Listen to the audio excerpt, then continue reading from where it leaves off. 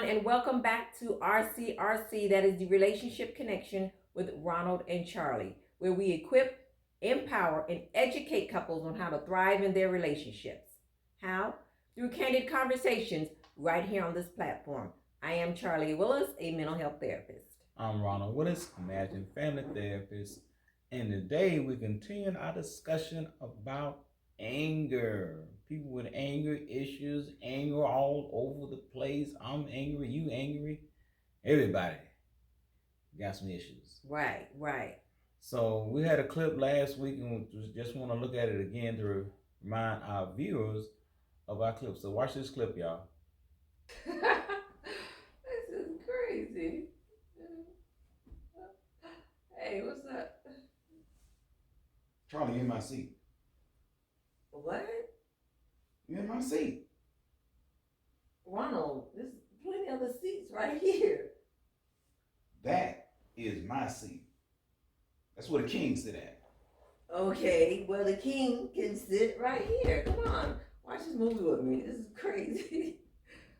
Come on, move out the way. Sit down. I don't want to sit here, Charley. This is my seat. I want to sit right here, where I normally sit at. I'm sitting here right now, Ronald. Just sit right there. Come on. No, you need to get up out of my seat, Charley. That's what you need to do. Are you This serious? is my seat.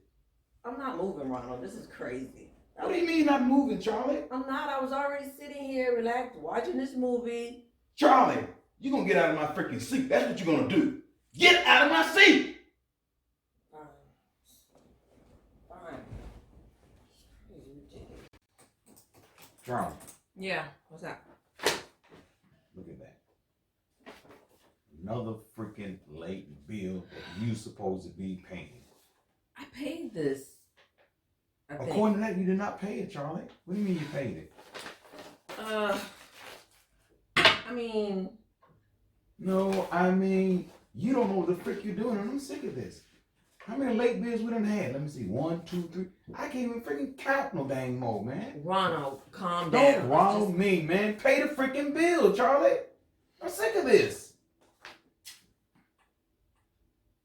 Pay the freaking bill, Charley. Charley. Yeah, Ronald. What are you yelling? What's up? This is what's up, Charley. Okay, the dishes. They are dirty. They are not clean. And we agreed, Charley, that you will wash the dishes by 7 p.m. It is 8 o'clock. You 1 hour late in washing these freaking dishes. Ronald, it's not a big deal. What do you mean it's not a big deal? Ronald. It's a big deal. You didn't do your agreement, Charley. Really? That's a big deal. It's not that big a deal. It's real simple. I'll go ahead and wash Look at these dishes. These dishes are dirty. Okay. You didn't wash by 7 p.m. I'm sick of this. Ronald, I think you got anger issues. A lot of anger going on in that. Is that it? That's it. There's a lot of anger going on. And some of it was, I don't know, I think all of it was probably unnecessary. Why is that? Because as you can see, in the first instance, there were plenty of seats available. Plenty of seats? What's this, a movie theater or something? Yes.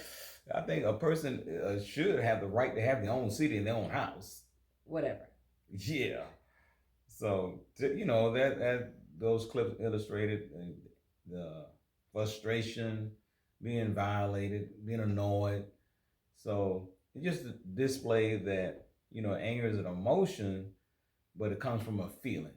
And the feelings of being frustrated, being annoyed and being violated. Okay. So we just want to make sure our viewers understand that and just kind of recap a little bit from last week, but don't stay there, Charley. All right. So last week, as stated, we defined anger as you just did. Universal emotion designed to protect us actually from someone violating us and us feeling annoyed as well and frustrated. So Ephesians 26 tells us, in your anger, do not sin. Do not let the sun go down while you are still angry. Don't let the sun go down, Charley. Right.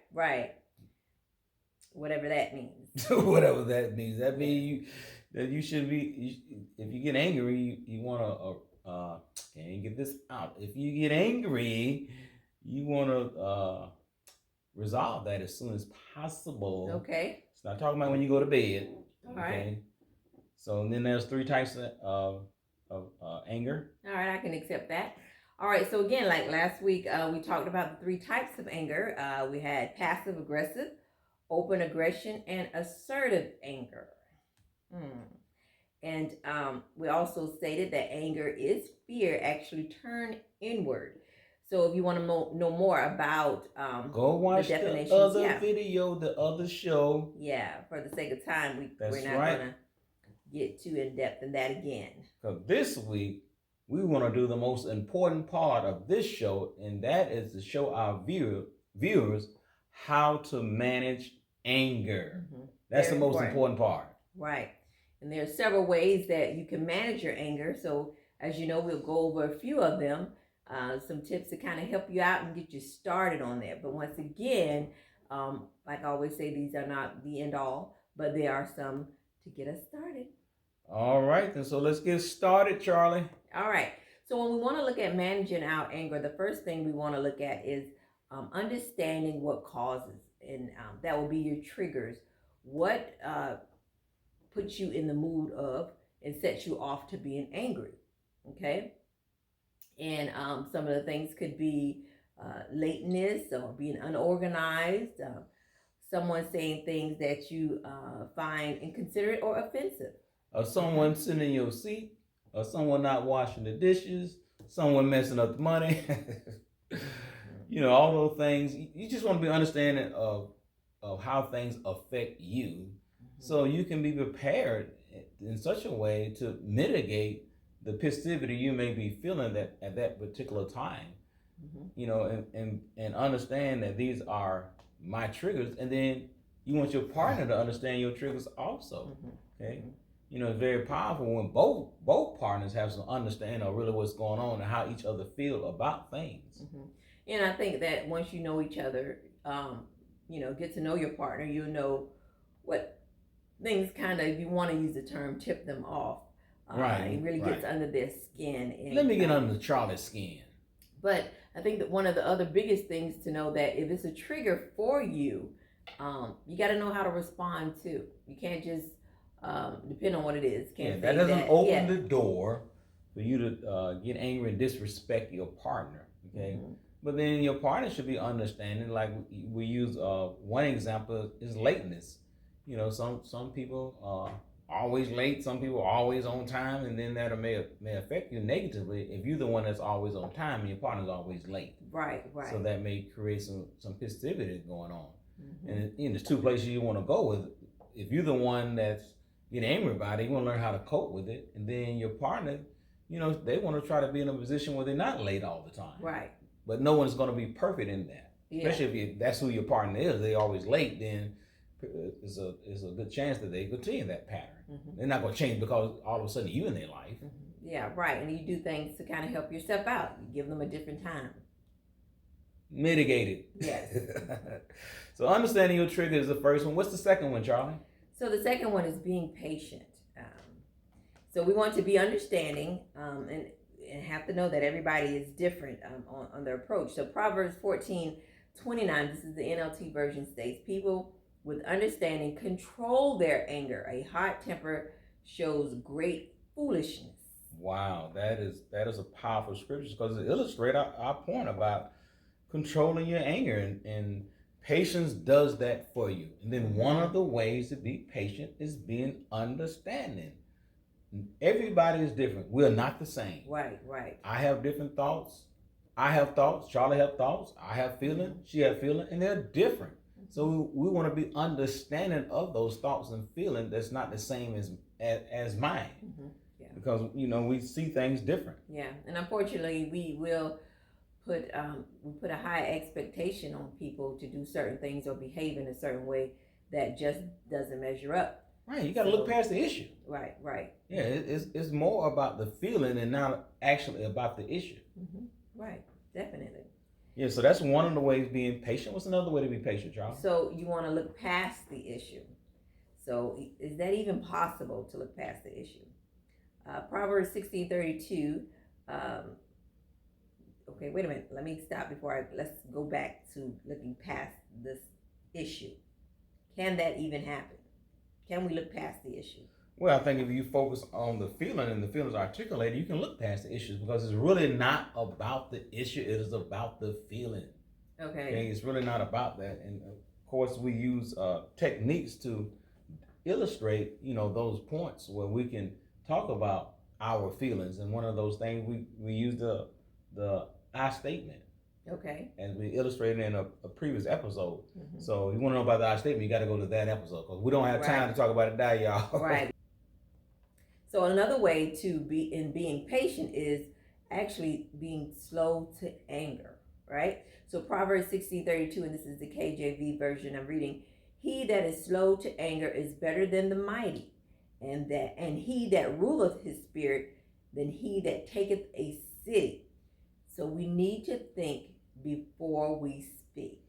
Yeah, and actually in this particular incident, you want to put your brain into play.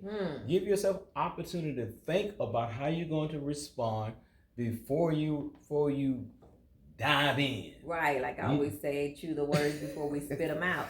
That's so right. Very important. Because anger is fast and being patient is slow. And that's why it's telling us be slow to anger. Give yourself room to think about what you're going to say so that when you do speak, you speak with respect to your partner. Definitely. So that's what I'm thinking about. You're not tearing your spouse down, but we talk about that even further. But definitely thinking before you speak, and a lot of us don't do that, especially when you're upset. Right. Normally, pistivity is fast and loud, and is rude. Right. And that's what we try not to be, because when you fast, loud, and rude, I am not listening to you. Yeah. No one listens to that. Right. Okay.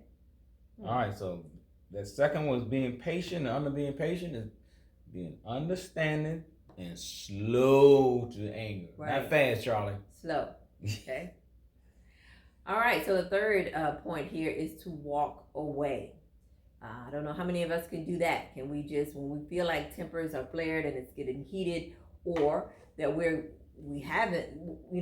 actually thought before we, about to speak, can we stop and say, hey, you know what? I need to walk away because this is getting to be too much for me. It's too heated. My passivity is elevated to a really high point. Yes. And I don't want to say anything to disrespect my partner.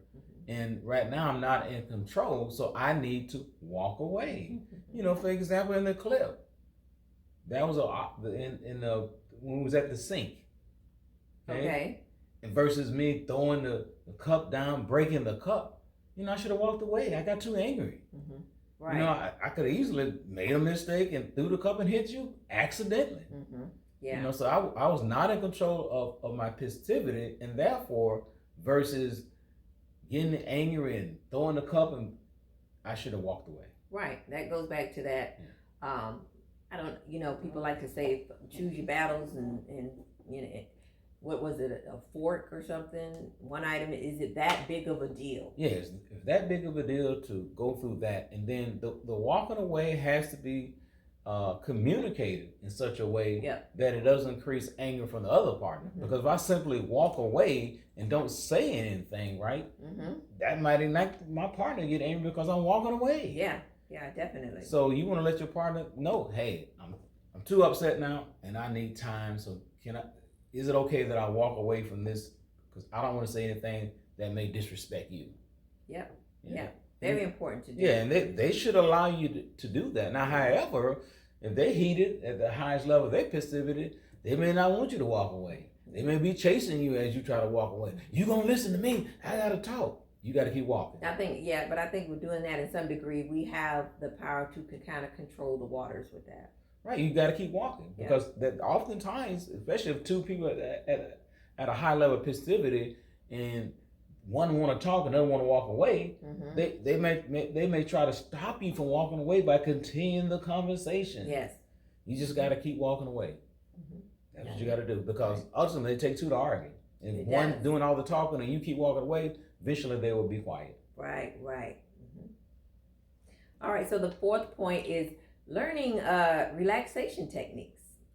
You know, if you already understand and know that you're prone to anger, you're trying to work on being better and actually controlling what you're going through. Relaxation helps a lot. You got to bring in certain things to do that, such as deep breathing exercises. You know, you can try that, especially when you feel that you're getting heated. That's right, deep breathing exercise, because anger is physical, and it elevate your heart rate, it elevate you physically. So the relaxation techniques help you to physically calm down. Okay, so you do something physically to assist with calming down because you have elevated up physically. So these relaxation technique helps that. Like you said, the deep breathing exercising, and then we have squeezing a ball. Okay, yeah. Okay, what else we got, Charlie? Mindfulness, and that's something that's been kind of new and hot on the y'all. HOT, hot off the press. It is meditation to be fully present and aware that you are and what you're going through and what you are doing. You can do the seated, walking, or standing.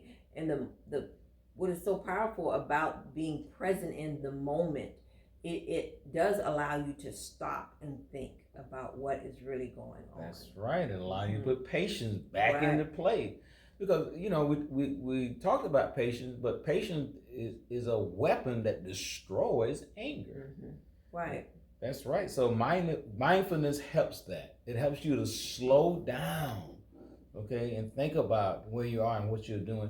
And then it goes beyond meditation because it's done in several platforms. You can do it seated, walking, standing. All we think about meditation, you're just sitting there. But mindfulness is done, more than just sitting. Yeah, the big thing with mindfulness is being fully present and aware in the moment. That's right. And being aware of where you at in the moment. Yeah. Okay. Definitely. Acknowledging where you at and what you are doing. Right. Okay. Knowing, is this thinking about it? Is it even worth it? Understanding, gaining an understanding of what is going on and how you are feeling and how you want to respond. Yeah, because we got to understand that anger increases speed, and we got to slow down to manage the anger. Yes, definitely. That's the biggest point you want to get out of this. Anger is fast, and you want to do something to slow it down. Okay, so then you don't do nothing stupid like breaking things or yelling or slamming, or hopefully you don't go to the place of physical abuse. Physical abuse, yeah. Physical altercation, because you're so angry you can't control it. Now you being physical with your spouse.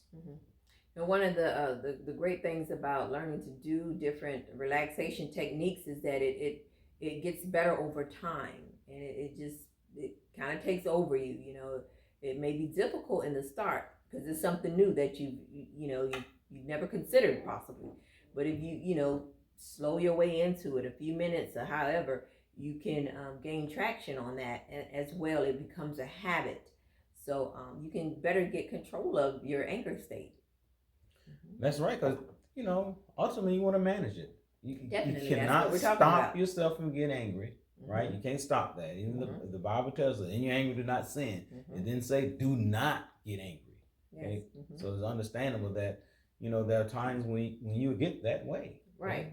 But it's how you're going to respond when you get like that. Are you going to allow the anger to take control, or are you going to manage it and slow it down? Okay, so that helps us go to our next point, Charlie.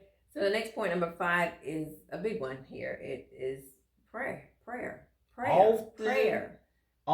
Highly needed, often underutilized. Right. Because think about it. When you get angry, are you thinking about praying? Probably not. Perhaps not. Right. However, you should be. Yes. That's right. Bring in the Holy Spirit to help you out. Holy Spirit, help me to calm down. Help me to slow myself down. Help me to have a different thought. Help me to respect my partner. Help Right. me to be patient, be understanding, and slow to anger. Holy Spirit, help me out because I need your help. Right, definitely. It works for both ways too. Prayer for you and your partner. That's right. And this is Bring a huge. prayer in that Okay? moment, even when you feel like your partner may be getting, their tempers may be getting flared. But prayer is big, and it can bring about immediate change. I feel like it can. It will Mm-hmm. bring about change. Because, oftentimes, we forget about God until some crisis occur, right? No. Allow God to be in your relationship, in your home 24/7, whether it's a small problem, a medium-sized problem, or a large-sized problem. But oftentimes we only want to come to God when it's a large-sized problem. Oh, I can't handle no more. Let me go to God. No, get it before it becomes large. Right. Allow God to come in and take over His love and His power and His grace and His mercy to be in your relationship, to move and navigate in such a way that you minimize this anger and you do not sin in it. Right.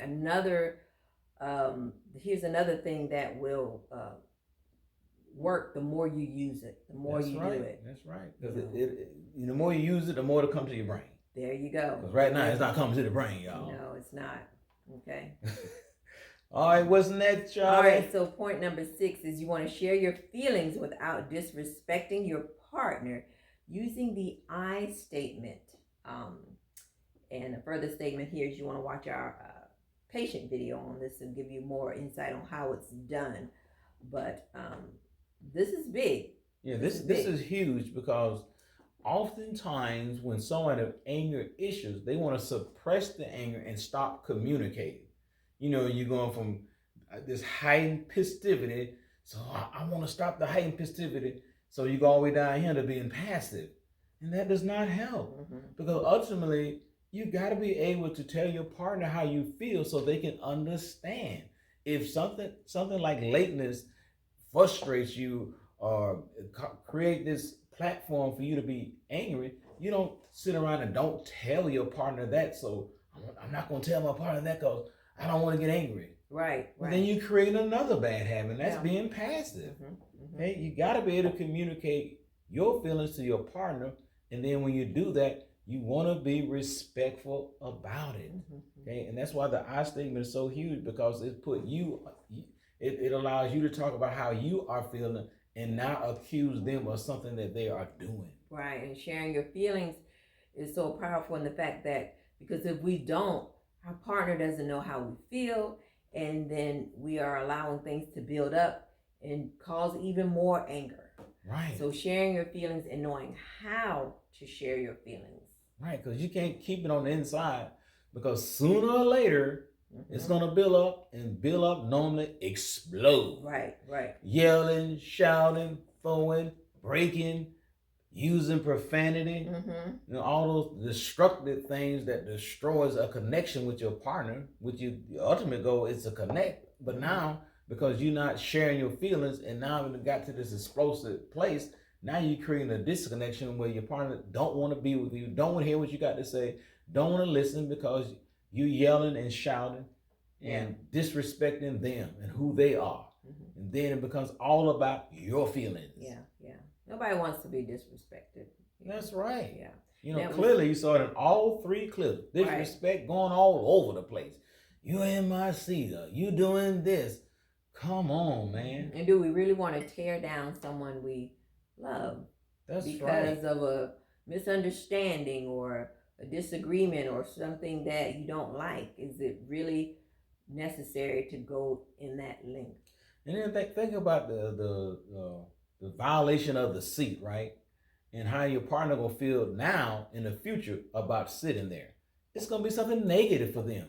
You better not sit here. Ron's gonna get angry. He's gonna get upset. Don't sit here. And you make sitting in that seat negative. Yeah, every time you look at this seat, you think about Ron getting angry. Don't sit there. You're gonna Ron. Right. And when you do that, you're creating fear in your partner. Now they have fear sitting in the seat. Maybe just still sitting in the seat. Because you fear that I'm gonna get angry. I said I might possibly still sit. You still sit there. I'm finna go off, y'all. I'm finna go off. Charlie sitting in my seat. Right. All right. So the last point, number 7, is seeking counseling. Very important that you understand and be aware that you are angry and know the signs when things just are kind of out of the norm to react to. Yeah. That's right. Cause ultimately, you may not be able to do this by yourself. Yeah. So you want to seek outside help, outside sources that can help you, assist you with managing your anger. Okay, and they'll teach you things like the relaxation technique and all those things to assist and help. Okay, because normally when you have anger issues and you're trying to manage it, your partner probably is not the person you would go to. Right. And then the other caveat with the counseling, there may be something, and then generally is more underlying, more deep, that needs to be discovered. So in order to manage something, you want to know why you're really acting that way. Why is that? Why are you really? Why you have anger issues? Bursting. It may be coming from your past and all those things that occur and stuff that happened in your past that created this platform where now you have anger issues. You may have never been taught how to respond effectively without getting angry. Right. Without displaying. Don't know how to manage your emotions. Behaviors. Yes. Oversensitized. Yeah. Don't get it twisted. Don't think anger is a strength. It's a weakness. That's right. It is a weakness. The inability to manage your emotions at the most crucial time when it's needed for you to respect your partner. Yes. You have a weakness in doing that. Yeah. And I think one of the big things about the seeking the counsel as well is, even if you're getting help on this may turn into a family event, a family session, or marital counseling, or something that needs to work on. If it just seeps into different parts of our life, and expecting the way that we are functioning as a whole, recognizing that, what happens when I go to work? How am I acting there? How am I acting with my friends? Very important that you look at those and see if there's a signs that things are just not right. Yeah, and other thing you want to think about is you giving this to your kids. There you go. Okay. Are you passing the anger issue that you have and giving it to your kids, so now when they become an adult, they have the same thing that you have? Right. Now they got anger issues. Okay. Where did they get it? They get it from you. You might have got it from somewhere else. Okay. You don't know. So definitely want to peel back the layers. If you have anger issues, and seek counseling. Okay. Great. All right. So that's it for this session. That's all the points that we have. Just wrapped up. This is actually part 2 of the anger series, kind of, that we were talking about, and how to learn how to manage. So we thank you for watching this episode, and go back and watch the first one so you'll know how it all connects. All right. So you just watched RCRC, that is a relationship connection with Ronald and Charley. And if you would like to learn more about us, check us out on our website. That's firstfocusfaith.com, or our social media platforms of Facebook, Instagram, and YouTube. And don't forget to make a contribution. Help us out, y'all. You can make one at our Cash App at First Focus Faith. If you're watching by demand, click the donate button below. And if you're watching by YouTube, like, comment, subscribe. Do it all, because we need it all. Thank you, and we'll see you again next week.